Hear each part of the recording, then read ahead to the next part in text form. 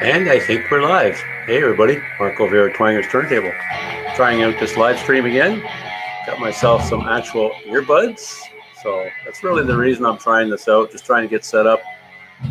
Spoke to a couple other VC members and getting some help along the way.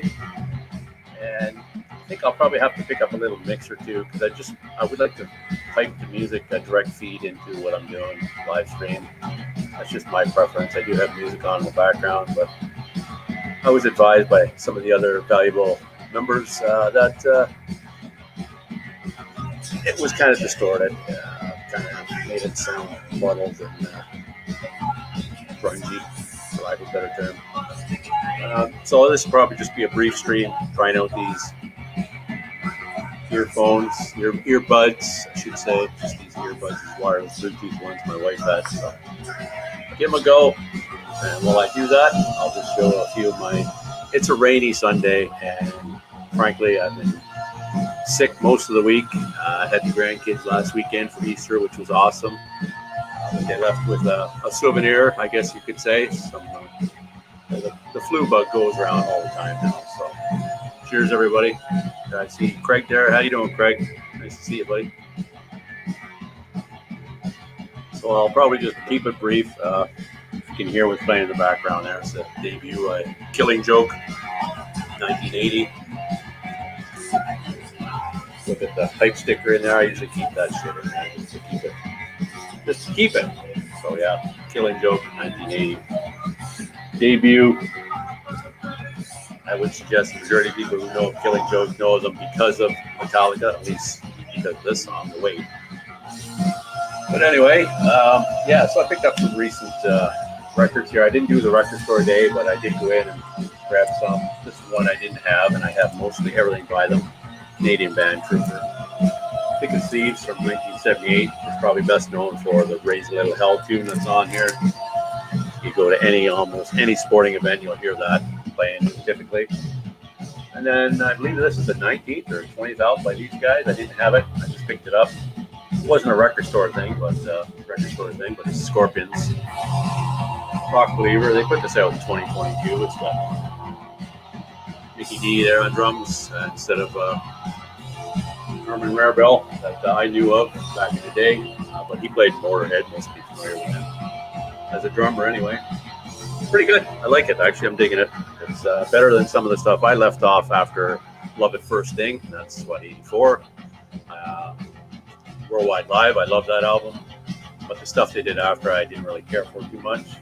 And then the one I really wanted, and I was so glad it was still there when I went back. I didn't go to record store day, but this Tesla, Reel to Reel. I really dig these guys. I like almost anything they've done.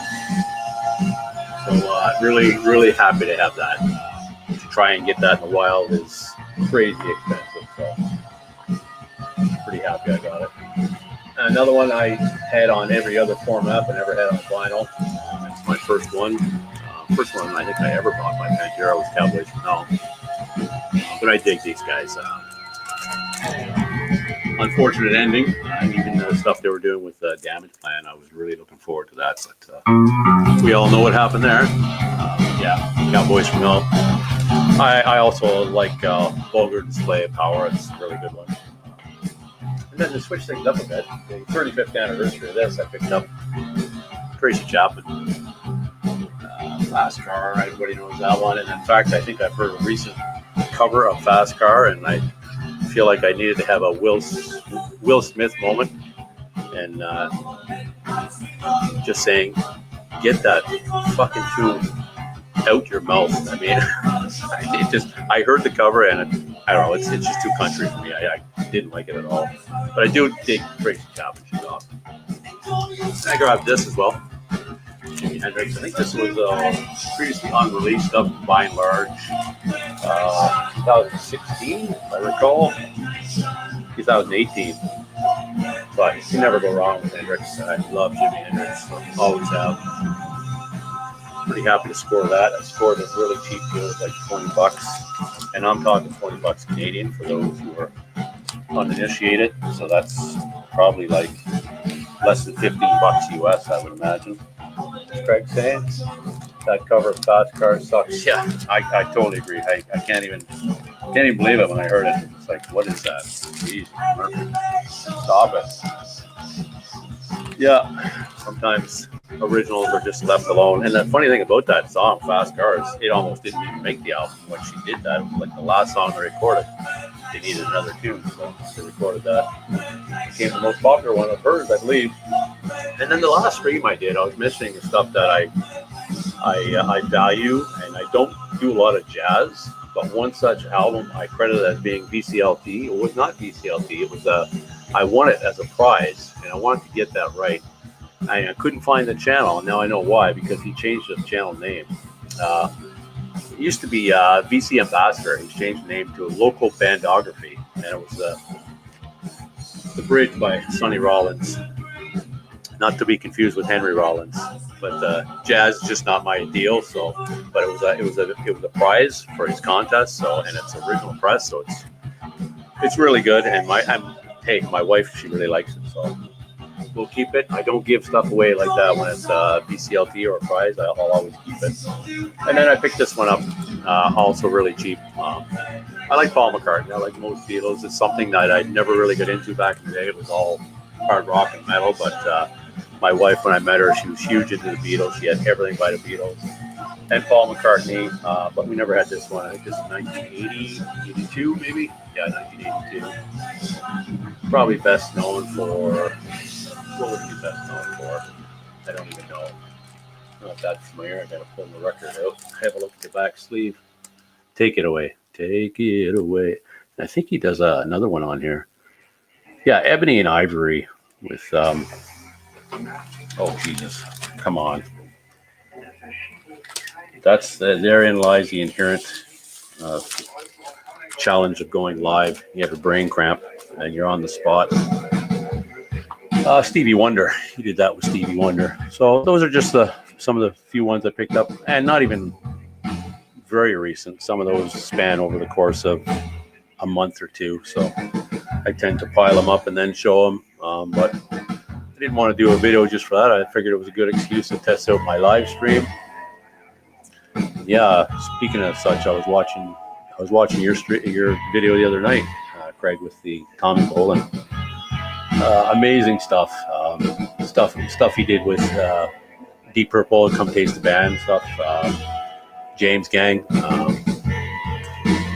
Gang Bang. Pretty good stuff. I mean, it's not the Joe Walsh level James Gang, in my opinion, but it's still. And then I mentioned to you, he did a record with a Canadian band called Moxie. Yeah, just amazing. Granted, what he does on that album is primarily the solos. He does all the solos on that, so that in itself is worth its weight, worth the price of admission, as my buddy Steve would say. So,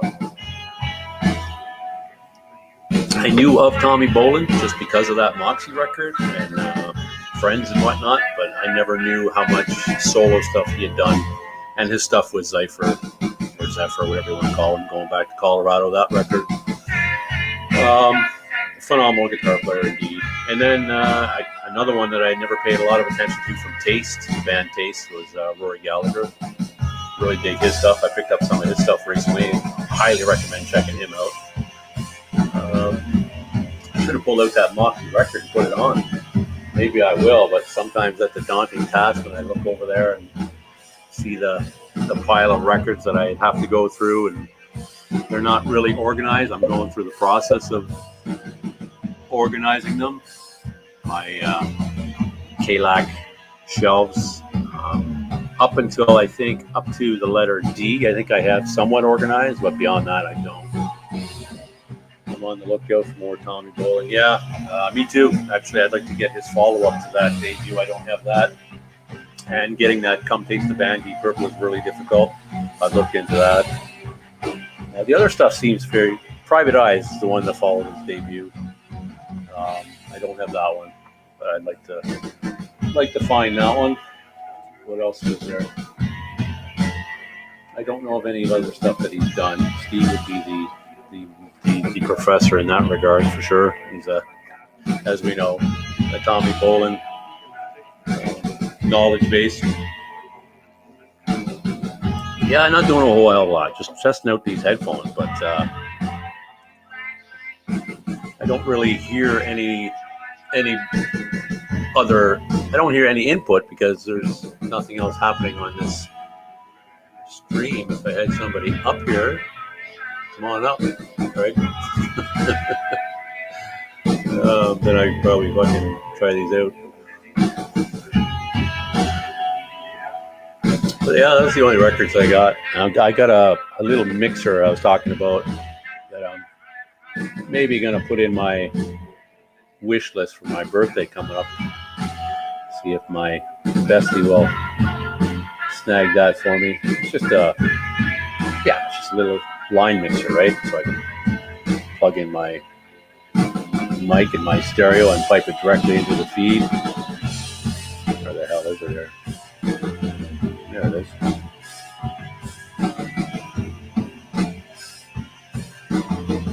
Just a little thing like that. You can see that.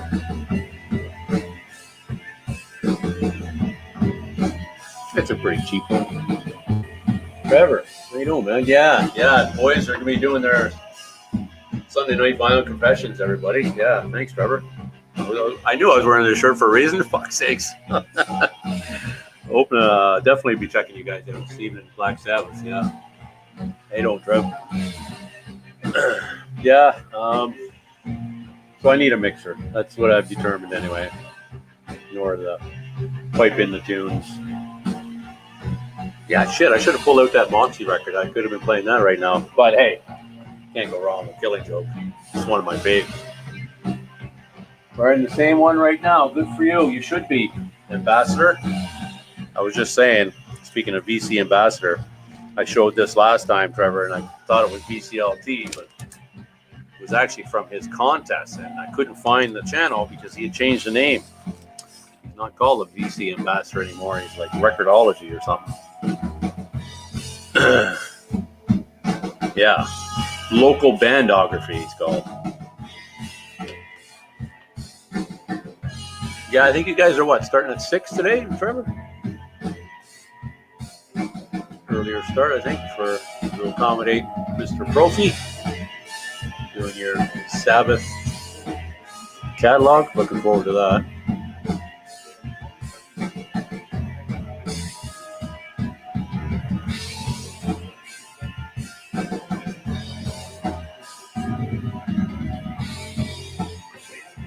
The only reason I want the mixer is I can sit here and listen to tunes, but I don't think you guys can hear them.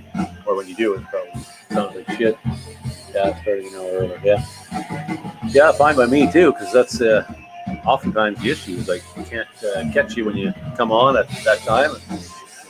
I mean, it's not late, but usually by 8 o'clock or so, Dwight and I are winding down and putting on our streaming show, whether it be The Last of Us or something, and calling it a night after that.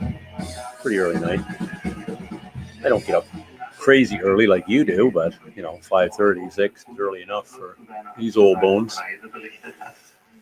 Get organized and shit for the route the next day. Only working tomorrow and off the rest of the week. Nice. Well, I shouldn't complain. I had most of last week off. I had the previous Friday and then the Monday off. And then I had a seminar on Wednesday, so I really only worked 2 days, Tuesday and Thursday, actual work. Seminar I don't call work because I usually go there and I'm fairly bored anyway. Always at Sunday family dinner, so I have to, yeah. So I usually catch it. I'll try and catch some of it when I actually go to bed. So I'll watch it on my phone usually, but it's near the end of the stream or when it's over. So. Off to Detroit for AC/DC. Killer, right on. Yeah, that'll be cool. Where are they playing? Like at the big, is it the Metrodome? No, they built a new place there. No, it's not the Metrodome, is it? It was never the Metrodome. Maybe I'm thinking of Minnesota. I'm not all that good with the domes. There's a big one in Detroit they built there for the Lions. That'll be awesome. Oh my God, Metallica was just in Toronto a couple of nights ago. Ford Field, yeah, right, exactly. So I was watching Martin Popoff and his review of the Metallica show in Toronto. I just can't imagine going to Metallica these days. It's not the same. I still love Metallica, but it would have been in '86 or '90. Ford Field, that'll be good. I knew who is, any of those bands that are still going. But AC/DC, that's iconic. I mean, I don't care how old Angus is. I would still love to see him play again. And I believe Angus is the only one. Well, I guess Brian Johnson, but talking original. Yeah, that's what I've heard by many people, other than hardcore fanatics. Metallica's always killer. Yeah. But it's just so massive now. It's kind of almost reminds me of early on in the thrash scene and back in the new wave of British heavy metal. I mean, when we were punks 14, 15, big shows like that were like selling out. It was kind of funny if you didn't see them in a small venue where you could literally, go nuts and thrash stuff. It was selling out. But I didn't see many bands like that anyway. Where I resided, it was a small spot on the East Coast, but when we did go see bands, it was more of a party than it was a huge event like that. It's a massive show. But AC/DC would be good. I would definitely like to see them again. There's a few bucket list bands, and they'd definitely be on there. I don't know if I will get the chance, but cool. I know that's another band, probably after Blow Up Your Video. I don't have a lot. I did have Razor's Edge, and I purged that one, and it wasn't in my bag. Which is funny, because I know that's almost blasphemy to some people. I've got buddies where, fuck, man, that's your best. Oh. Or best might be a stretch, but they do really dig it. Thunderstruck and all that. It's all good. Another one of those dudes I was just talking about that gets lots of arena play. It's a mainstay at a lot of events. Now it's come to Nashville, but I don't want to take out a loan to go. Yeah, that's the other thing, man. Like I don't have the budget, the wherewithal to do that. I mean, buying records sometimes is a bit of a struggle, and because I don't buy shit on credit. If I have to buy stuff I want to do it with cashola. I can't afford to get too close to retirement to get too much indebted. So yeah, I would love to see them. Razor's Edge has great songs, with some really bad ones too. Totally agree. My brother sent me the first time I ever heard it. I was living in Calgary at the time, and I hadn't bought it yet. He sent me a cassette with some of the tunes. One of them was Mistress for Christmas. I think that's on there. Correct me if I'm wrong. I don't even remember. And I thought, oh man, what are they doing? Which, granted, you can do whatever the hell they want. It's going to sell. And they're actually Power Up. I've streamed that one. It's really good. I actually do dig that one, the Power Up. I should probably grab that one. I stopped with AC/DC at Fly in the Wall. Yeah, I got Fly in the Wall. I actually didn't mind that one. I mean, but I did go. I bought. I still have the cassette. Blow Up Your Video. I still have that one. And I like it. It's not the same. None of that stuff really was the same, in my opinion, without Phil Rudd on drums. I know many people probably would think that's insignificant, but he's definitely got his own. He's got his own swing, his own groove that he brought to AC/DC.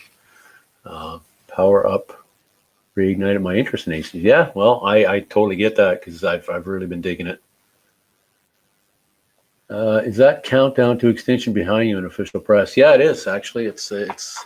I picked that one up recently. I was showing that one last time, Craig. It's actually a. Let me grab it. I think it's from the what was it? Thailand. It's an official press, but it's not a U.S. or.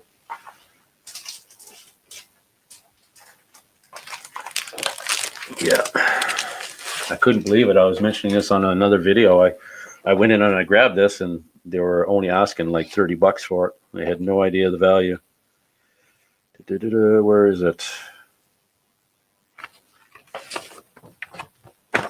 It says in here somewhere. I know it's not a U.S. press. Yeah, and see, the inner liner is all, it's not Japanese, but it might be Philippine. No, Philippine. It's not Philippine. I don't know.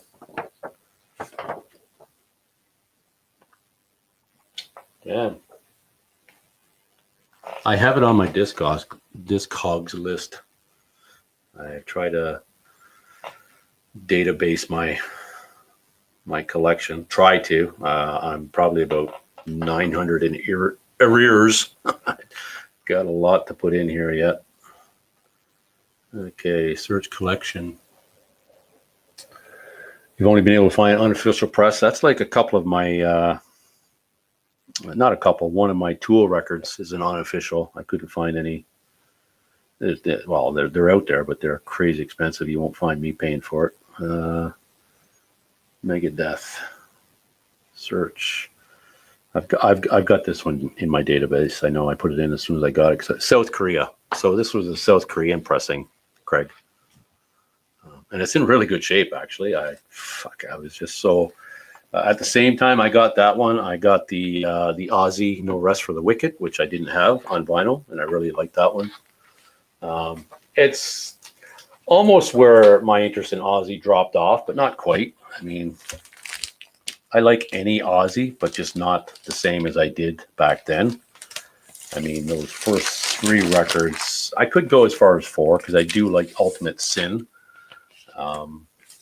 But again, there I go. I like them all. So yeah, it's I was so stoked to snag this. Couldn't believe it. And it was actually with a bunch of other Megadeth. So far, so good. So what? Of course, they didn't have Killing Is My Business, which is another one I'm really looking for. And I'm trying to get the one with the original artwork. You know what I mean? I know the reissue is same tunes and all that. Although it is where it is, they did tweak that some of the stuff on the original. I think they changed the what is it? These shoes. They changed the lyrics on that. Correct me if I'm wrong. I haven't heard otherwise. I think I read that. But I'd probably get the, if I came across the reissue, I would get that. But that's another one I rarely see.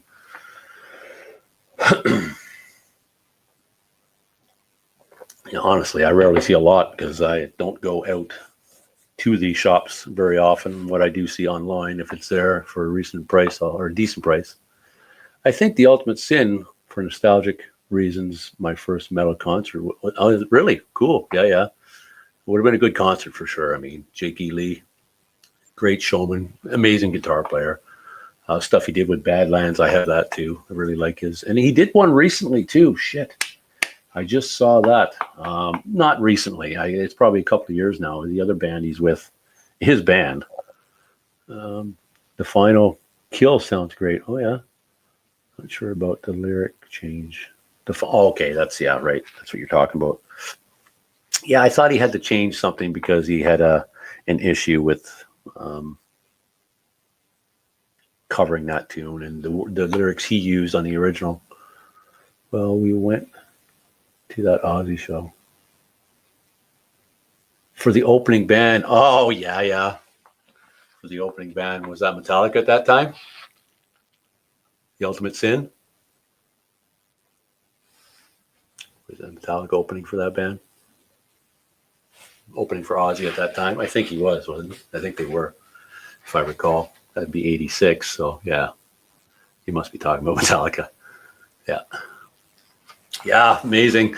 A bunch of, these are the stories I don't get to tell when I'm doing well, I do sometimes. I don't, but some of my buddies and I were jumping in a car. We lived on the East Coast. We were going to go down to New York because they were having a Monsters of Rock festival down there. I think it was somewhere around Buffalo or somewhere. I can't remember. But we didn't make it anyway. But yeah, there was a whole bunch of bands playing there, including Ozzy and Metallica, like Y&T, Scorps. It was amazing. I'm going by memory. I could be way off base on that, but I know Ozzy and Metallica were definitely part of it. And Y&T for some reason stands out. They were all hitting their stride at that time. Probably Motley Crue, 86 we're talking, right? So Quiet Riot and Rat and all the bands that were in their heyday, hair day. Yeah, but yeah, we never made it. I think we got as far as Maine. Turn around, go back. Yeah, ran out of money, ran out of booze. Yeah, a lot of fun. And we were way too young. I mean, well, in 86, I would have been 18. I wasn't way too young, but in some places, the legal age was 19. So,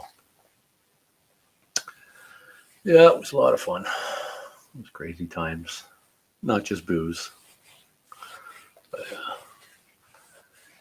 yeah, so, I don't know. I'm going to have to get off here pretty soon because I'm hoping to come on and check you guys out this evening around 6 o'clock. So I was just looking at the lyrics for these boots, and yes, the lyrics are different. Yeah, I thought so. I can't remember what verse they had to change in there, but because that was Nancy Sinatra, right? That was her tune. And so he got into some legal trouble with that and was forced to change the lyrics or leave it off the record.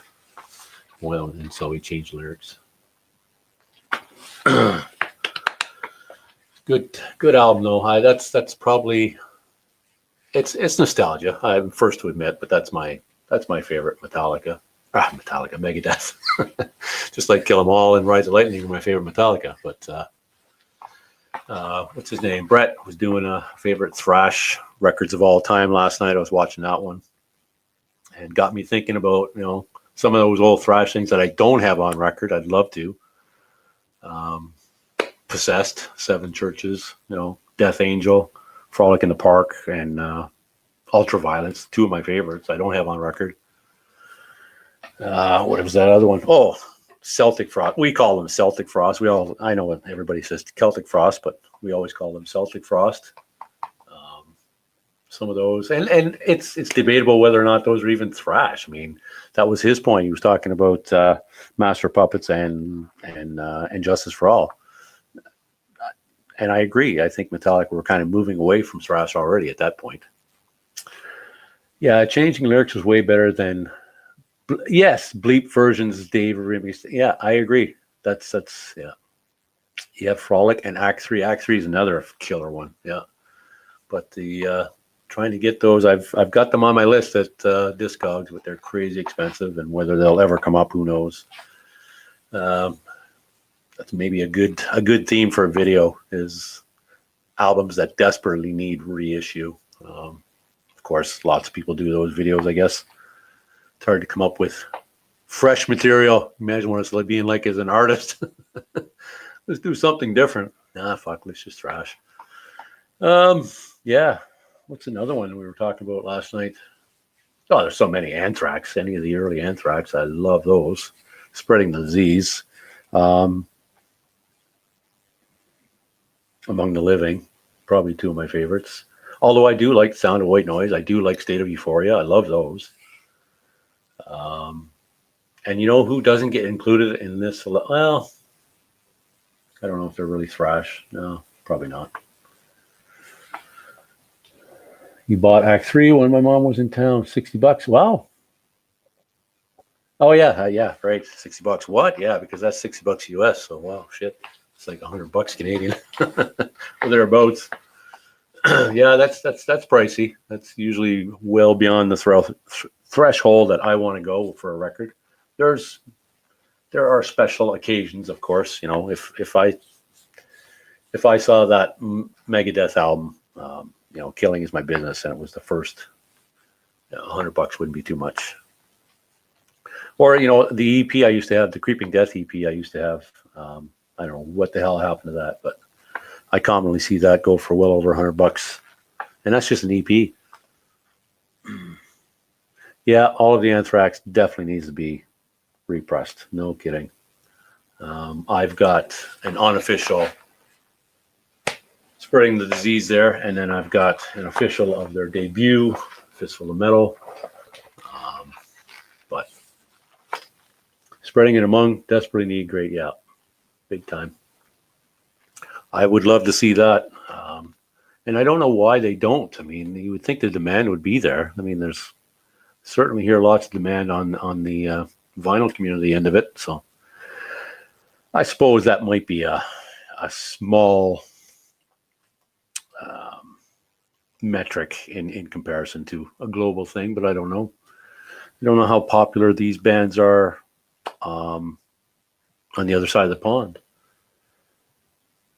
The demand is there. I agree. Yeah. Yeah. It's got to be. It's got to be there. You hear everybody talking about them, everybody that's into thrash, right? And yeah, there's lots of those. I mean, if they can redo the Trevor, you're not going to like me. If they can redo those damn Tony Martin reissues, why can't they do those? No, all due respect, I don't hate those records. That's the one point I have to make with people. So I don't hate those. It's the same as Seven Star. I don't hate them. I was just listening to that last night. Just when I listen to it, it doesn't scream Sabbath to me, and I think most people can agree. Testament, yes. Yeah, exactly. Yeah, I reordered, or I pre-ordered Prayer. Fuck. Having a brain cramp again. It's happening again. No Prayer. That's not it. I pre-ordered that in November anyway, and it still hasn't arrived. I keep getting these damn emails that your shipping date has been delayed, and it's weird because I can go on Amazon. I see it's available. So just yesterday, I was considering just canceling the pre-order and then just ordering it. Because if I do it that way, it says I can have it next day. Yeah, there you go. Practice what you preach. Yeah, that's the one, man. Yeah. Thinking of No Prayer for the Dying. My Maiden fandom coming out, which I think I was mentioning to you on one of your videos, Craig. That's when I picked up Dehumanizer, the One Sabbath album that many do not like. I freaking love it. I love that album. Computer God is killer. To me, the Tony Martin stuff just sounds like generic 80s metal. Yeah, and then maybe that's what it is. Yeah, and same with I love, Tony Martin's got an amazing vocal. He's an amazing vocalist. So is Glenn Hughes. I mean, but yeah, like it's been said to death, the Seventh Star one, that was just an Iommi solo anyway. It was supposed to be a one-off with Glenn Hughes. I guess. I don't know. I don't delve into that stuff too much. Although I'm reading the Geezer Butler book right now, and it's fascinating to me. I didn't know a lot of things about Geezer on a personal level because I usually don't delve into that part of a band's. I just like the music and I like it, so I don't care about too much else. I have to refrain from Sabbath. Yes, yeah, you do. That's you don't want any spoilers. Yeah. Not only that, man, you'll be talking about that probably. I would say expect that show will probably go a couple hours tonight. But here we are at 33 minutes, and I think I've done all I intended to do. Although I didn't hear anything. I picked up oh, you did pick it up. Yeah, cool. I love it. I mean, and the. Speaking of reissues, this is a killer album too. I don't care what anybody says. I freaking love this thing. Yeah. The devil you know. I mean, I would suggest that most people who are into that era of Sabbath would pick this over Dehumanizer, but I don't know. I think we need an egg timer for each of us. Yeah. No, it's good. Thanks, guys. I think I'm going to get off here because I promised my bestie we would go and watch that Stooges documentary, Living Dangerous. We got that queued up. Need that album also. Yeah, well, good luck. I mean, I've been looking, buddy, to try and find it on vinyl. But I know you guys have a much greater pool to pull from in the States right now. For me to ship something up here is prohibitive. Otherwise, I know it's available on Discogs, but I don't know if did they originally issue this on. Yeah, they did. Never mind. I take it back. It just came to me. It was available on vinyl. Vinyl was not a very popular format, obviously at this juncture, but they did issue it. I don't think there's a Sabbath album that has never been issued on vinyl. They've all been on vinyl. Whether they sold that well or not, they still press them. So there are some out there, but it desperately needs reissue, repress.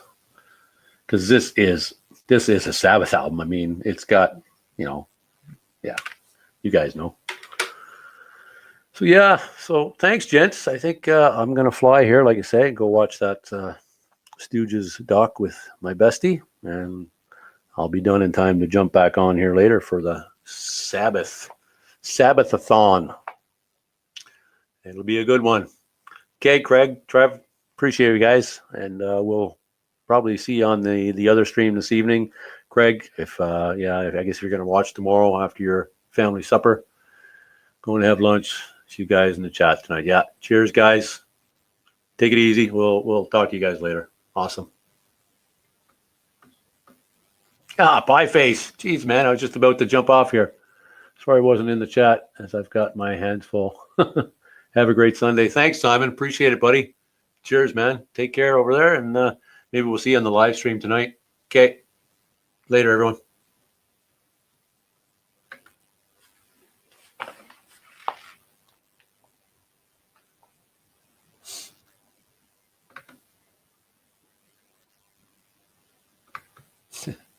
Freaking rookie here. Yes, end stream.